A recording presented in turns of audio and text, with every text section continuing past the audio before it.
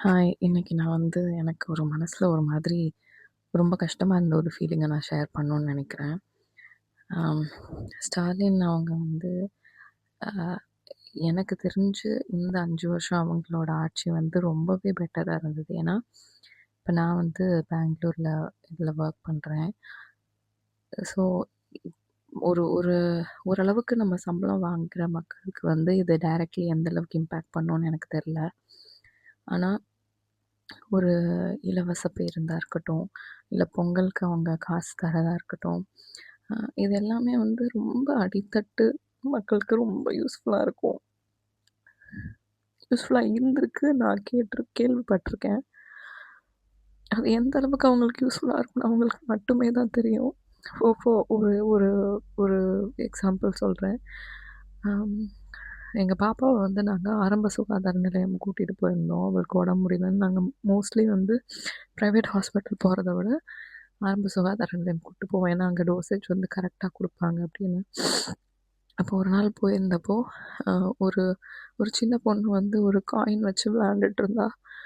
அப்போ அவங்க பாட்டியோ யாரோ உள்ள இருந்தாங்க. அப்ப அந்த காயின் வந்து அந்த ஸ்டெப்ஸ்ல அப்படி அந்த இதுல உருண்டு கீழ விழுந்துருச்சு.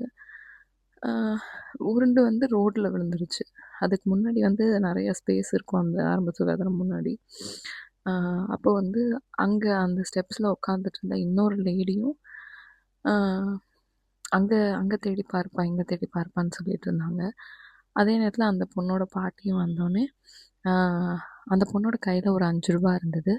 அப்ப "நீ ரூ. 5 கையில இருக்குப்பா, ரூ. 2 தான் கீழ விழுந்திருக்கும் போல. அந்த மாதிரி காயின் இருக்கான்னு பார்ப்போம்" அப்படின்னு சொல்லி தேடுனோனே, இன்னொரு லேடி அங்க ஸ்டெப்ஸ்ல உட்காந்த லேடியும் வந்து தேடுனாங்க. கிட்டத்தட்ட ஒரு 20 மினிட்ஸ் அந்த ரூ. 2 தேடிட்டு இருந்தாங்க. எனக்கு அத பார்க்கும்போது ரொம்ப மனசு கஷ்டமா இருந்தது. ஏன்னா, அந்த ரூ. 2க்கு 20 நிமிஷம் செலவு பண்ணி தேடுற அளவுக்கு வந்து மக்கள் நெறைய பேர் இங்க இருக்காங்க. அவங்களுக்கு வந்து அந்த காசு வந்து எவ்வளோ பெரிய விஷயம். அண்ட் ஆல்சோ அந்த இப்போ நம்ம ₹1000 குடுக்குறோம், ₹2000 குடுக்குறோம் அப்படின்னா, நம்மளோட கவர்மெண்ட்டுக்கு எந்த அளவுக்கு இது வந்து ரொம்ப நஷ்டம் இல்லாம நம்மளோட ஸ்டேட்ட எப்படி நம்ம இது பண்றதுன்றத பொறுத்து தான் இந்த மணி எல்லாமே டிசைட் பண்ணுவாங்க. ஸோ நம்மளால வந்து ஓகே நான் வந்து சிஎம் ஆயிட்டேன். நான் ₹5000 குடுக்குறேன் அப்படின்னு நம்மளால சொல்ல முடியாது. ஸோ ஏன்னா அதுக்கு எல்லாத்துக்குமே ஒரு ஒரு லிமிட் இருக்கும். அதில வச்சா நம்மளால நம்ம ஸ்டேட்ட நல்லா கன் கவர்ன் பண்ண முடியுமா? அப்படிங்கிறது ஒரு ஃபேக்ட் இருக்கு இல்லையா? அண்ட் அ இன்னொன்னு என்னன்னா, நான் மதுரையில இருக்கேன். இங்க அ இங்க வந்து கலைஞரோட அந்த லைப்ரரி கட்டுனப்போ எனக்கு I I still remember one day I was just crossing. Actually நாங்க எங்க ஒரு ஒரு அந்த பிளேஸ் பேர் எனக்கு கரெக்ட்டா தெரியல. அங்க போனப்போ இந்த டிஎன்பிஎஸ்சி எக்ஸாம் எழுதுறவங்க அந்த மாரி நெறைய பேர் உட்காந்து டிஃபன் பாக்ஸ் எடுத்துட்டு வந்துருவாங்க காலையிலே. எடுத்துட்டு வந்துட்டு காலையிலேருந்து அந்த புக்க உட்காந்து படிச்சுட்டே இருப்பாங்க. குரூப்பா டிஸ்கஸ் பண்ணுவாங்க. வாட்டர் பாட்டில்லாம் கூட ஒரு மரத்தடியில உட்காந்து படிச்சுட்டே இருப்பாங்க. சாப்பிடுவாங்க, கை கழுவுவாங்க. பக்கத்துல தான் பப்ளிக் டாய்லெட் இருந்தா அத யூஸ் பண்ணுவாங்க. இருக்கும். ஸோ இந்த மாதிரி எக்ஸாம்ஸ் எழுதுறவங்க எல்லாருமே ரொம்ப கஷ்டப்பட்டு அங்கங்கன்னு அவங்களுக்கு இருக்கிற இடத்த கண்டுபிடிச்சு அங்க ஹார்ட் ஒர்க் பண்ணி படிப்பாங்க. ஆ அப்ப லைப்ரரி கட்டுனதுக்கு அப்புறம், நான் வந்து ஒரு தடவ ஒரு 3 டைம்ஸ், 4 டைம்ஸ் போயிருப்பேன் அங்க. அம் அப்போ நான் நெறையா பேர அந்த லைப்ரரியில இந்த மாதிரி படிக்கிறவங்கலாம் குரூப்பா வந்து, அங்க ஈஸியா புக்க ஆக்சஸ் பண்ணி அவங்களுக்கு புடிச்ச புக் எடுத்து படிக்கிறதும், அ எல்லாமே அவைலபிளா இருக்கு. எ எ என் யூ நேம் இட் எனிதிங். அதுக்கு எல்லா வகையான புக்ஸும் அங்க இருந்தது. அதே மாரி குரூப்பா அவங்களால உட்காந்து படிக்க முடிஞ்சது. இண்டிவிஜுவலா அவங்களால உட்காந்து ஃபோக்கஸ் பண்ணி படிக்க முடிஞ்சது. ஈவன் நானே வந்து ஆம் அ லைக் 2, 3 புக்ஸ் எல்லாம் அங்க நானு ஒரு ஒரு சின்ன இதுக்காக நான் ரெஃபர் பண்ணேன். It was so good. And நம்ம சொல்ல முடியாது. எல்லாத்துலயுமே ஒரு ட்ராபேக் இருக்கத்தான் செய்யும். அங்கங்கன்னு நெறைய பேருக்கு அது ஆ ரொம்ப ஃபீசிபிளா இல்லாத விஷயங்களும் இருந்திருக்கலாம். பட் ஓவரால் ரொம்ப அடித்தட்டு மக்களுக்கு வந்து அது ஒரு பெரிய நல்ல பிளேஸா இருந்தது அந்த லைப்ரரி. அண்ட் அது இன்னும் இருக்கு. ஸோ எனக்கு ஒரு ஃபேக்ட் புரியல. என்னன்னா, ஸ்டாலின் சாரோட ஆட்சியில ஆக்சுவலி நெறைய நல்ல விஷயம் எஸ்பெஷலி இந்த இந்த 5 இயர்ஸ்ல வந்து அவ்ளோ பண்ணியிருக்காங்க. அது ஏன் வந்து மக்கள் வந்து அவங்கள ஒரு இந்த தீய சக்தின்னு சொல்றதா இருக்கட்டும், எனக்கு புரியல. அவங்க கொள்ளையடிக்கிறாங்க. எந்த அரசு வந்தாலுமே அது நடக்கத்தான் செய்யும். ஈவன் இப்போ விஜய் வந்திருந்தாலுமே நம்ம நடக்காதுன்னு சொல்லவே முடியாது. ஏன்னா எந்த அரசுலயுமே அப்படித்தான் இருப்பாங்க. அத நம்ம அத நம்ம இப்போ உட்காந்து என்னோட டாபிக் வந்து அது அது அது அதுன் அத உட்காந்து நான் இது பண்றதான்றது கிடையாது. இப்போ என்ன இவங்க தப்பா செஞ்சுட்டாங்க? உங்களுக்கு மாற்றம் வேணும். ஓகே. என்ன மாற்றம் வேணும்? என்ன மாற்றம் வேணும்? எனக்கு புரியவே இல்ல. ஏன்னா, இப்போ என்னோட பயம் என்னன்னா, கவர்மெண்ட் ஸ்கூல்ல வேலை படிக்கிற பிள்ளைகளா இருக்கட்டும், ரொம்ப வந்து ஒரு வருமானத்திற்கு ரொம்ப நார்மல் வருமானம் கூட வாங்க முடியாத அளவுக்கு இருக்கிறவங்களா இருக்கட்டும், அவங்கள நினைச்சு தான் எனக்கு ரொம்ப கஷ்டமா இருக்கு. ஏன்னா, ஒரு பல வருஷம் வந்து அரசியல்னா என்னன்னு தெரிஞ்சு அந்த நாட்ட நடத்துறவங்களுக்கு, அந்த சலுகைகள கூட எப்படி மேனேஜ் பண்ணணும் அப்படின்றது தெரிஞ்சிருக்கும். அந் அ அத வந்து கரெக்ட்டா மேனேஜ் பண்ண முடியாத அளவுக்கு நம்ம ஓவரா ப்ராமிஸ் பண்ணோம்னாலும், அங்க அஃபெக்ட் பண்ண போறது அந்த மக்கள் தான், நம்ம தான். யாரும் வந்து இவ்ளோ செய்யக்கூடாது அப்படின்னு அமைதியா இல்ல. நம்மகிட்ட எவ்ளோ இருக்கு, அத வச்சு நம்ம எவ்ளோ செய்யணும் அப்படிங்கிறது தான் கரெக்ட்டான சிந்தனை. அதுக்கு கண்டிப்பா வந்து நம்மளுக்கு எக்ஸ்பீரியன்ஸ் தேவ. நான் விஜய் கிட்ட என்ன எதிர்பார்க்குறேன்னா, நீங்க யாருக்காவது கீழ இருந்து கவர்னன்ஸ்னா என்ன? அது எப்படி நடக்குது? எப்படி மணினா அந்த மணி கேஷ் ஃப்ளோ எப்படி இருக்கு? இதெல்லாம் கத்துக்கிட்டு வரணும் நம்ம.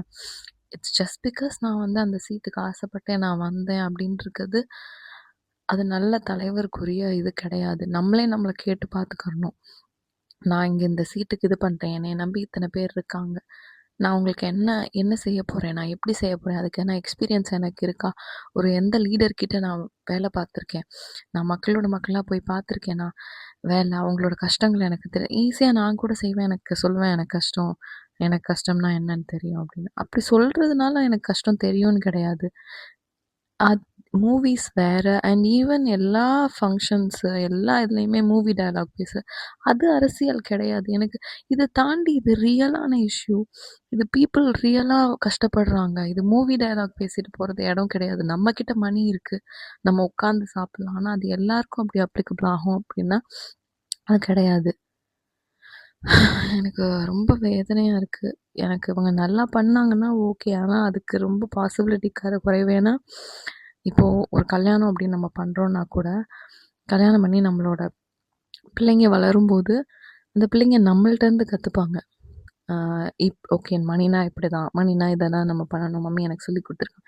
ஒரு ஒரு சின்ன ஒரு ஃபேமிலிக்குள்ளேயே நம்ம ஒரு ஹையரார்கி இருக்கும். அதில நம்ம கத்துக் குடுப்போம். அந்த பிள்ளைங்களுக்கு ஒரு சர்டன் ஏஜ் வந்ததுக்கப்புறம் தான் அந்த பிள்ளைங்க வந்து தான் சம்பாதிக்கும்போது தான் அத வந்து எப்படி ஸ்பெண்ட் பண்றதுன்னு. அப்பயுமே வந்து பேரண்ட்ஸ் கிட்ட கேட்பாங்க. இதுதான் நான் பார்த்த வரைக்கும் ஒரு ஃபேமிலில ஒரு ஸ்ட்ரக்சரா இருந்திருக்கு.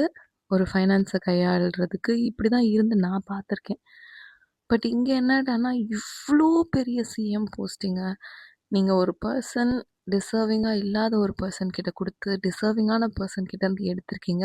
ரீசன் கேட்டா, இதுவரைக்கும் நான் டிவிகேக்கு வோட் பண்ண யாருமே எனக்கு வந்து ஒரு ப்ராப்பர் ரீசன் குடுத்ததே கிடையாது. ஈவன் எஜுகேட்டட் பீப்பிள் ஒருத்தர் கூட என்கிட்ட ஒரு ப்ராப்பர் ரீசன் இவர இதுக்கு தான் செலக்ட் பண்ணோம் அப்படின்னு குடுத்ததே கிடையாது. அந்த அந்த ஹீரோ அப்படிங்கிறத தவிர இவர்ட்ட என்ன குவாலிட்டி இருக்கு? அப்படி பார்த்தா என்னோட ஃபேமிலியில நான் தான் ஒரு பெரிய ஆளுன்னு வச்சுக்குருவோம். அப்ப நான் போய் உட்காந்து சிஎம் சீட்டுக்குன்றதா? இல்ல உங்களோட ஏரியாவுல நீங்க தான் பெரிய அப்ப சிஎம் சீட்டுக்குன்றதா? அவருக்கு வந்து ஹீரோன்ற ஃபேம் இருக்கு. அதே மாதிரி அவருக்கு அந்த ப்ரிவிலேஜ் இருக்கு. இங்க மக்கள் ஓட்டு போட்டு ஜெயிக்க வைக்கிறதுனால அந்த ஹீரோவுக்கு ஒரு இது இருக்கு அவ்வளோதான். எனக்கு எல்லாத்துக்கும் மீறி ஸ்டாலின் அவங்க வந்து சின்ன வயசுலேருந்து கருணாநிதி கிட்ட வளர்ந்தவங்க. அவங்களோட அரசியல் எப்படி இருக்கும்? என்னோட ஃபேமிலிலையும் ஒரு சிலர் வந்து கம்யூனிஸ்ட் கட்சியை சேர்ந்த தலைவர்களோட இதில் தான் நாங்கள் வளர்ந்தோம். ஒரு ஒரு வீட்டில் வந்து இப்போ அந்த தலைவர்களோட வீட்டில் இருக்க பிள்ளைங்க எப்படி இருப்பாங்கன்னா, காலையில் எந்திரிச்சதுலேருந்து நியூஸ் சேனல் ஓடும். அதை பற்றி வாதம் பண்ணுவாங்க. காலைல எழுந்திரிச்சோனே இதை பாரு, இந்த இதை இப்படி பண்ணியிருக்காரு, அந்த இதை அப்படி பண்ணியிருக்காரு, இதை நம்ம எப்படி இருந்தால் நம்ம ஏன் இதை இருக்கும், அவரோட கொள்கையை பாரு இப்படி சொன்னார், அன்னைக்கு இப்படி சொன்னார், அந்த 1950 இப்படிதான் ஆக்சுவலா காலையில எந்திரிச்சதுலேருந்து கான்வர்சேஷன் போகும். அதுக்கு நானே ஒரு பெரிய ப்ரூஃப். நான் பார்த்துருக்கேன். அப்போ ஒரு ஃபேமிலியில அ அரசியல் தெரிஞ்சு வளர்றவங்க ஃபேமிலியில வளர்ற பிள்ளைகளோட நாலேஜோ, இல்ல எக்ஸ்பீரியன்ஸோ மத்தவங்களுக்கு இருக்கிறது கண்டிப்பா கம்மியா தான் இருக்கும். அதனால தான் அவங்க போய் மத்தவங்கள்ட்ட கத்துக்கிட்டு வளருவாங்க. ஸோ அதோட ஈவன் ம் அங்க சுத்தி இருக்கிறவங்களும் சரி, எல்லாருமே சரி, எனக்கு தெரியல அதில எந்த அளவுக்கு எக்ஸ்பீரியன்ஸ் அவங்க சொல்றாங்க. 1 ஆள் 2 ஆள் வந்து நல்ல எக்ஸ்பீரியன்ஸ்டான பெர்சன் இருக்காங்க அப்படின்னா, அத வச்சு நம்மளால நாட்ட நடத்த முடியாது. அது இம்பாசிபிள்.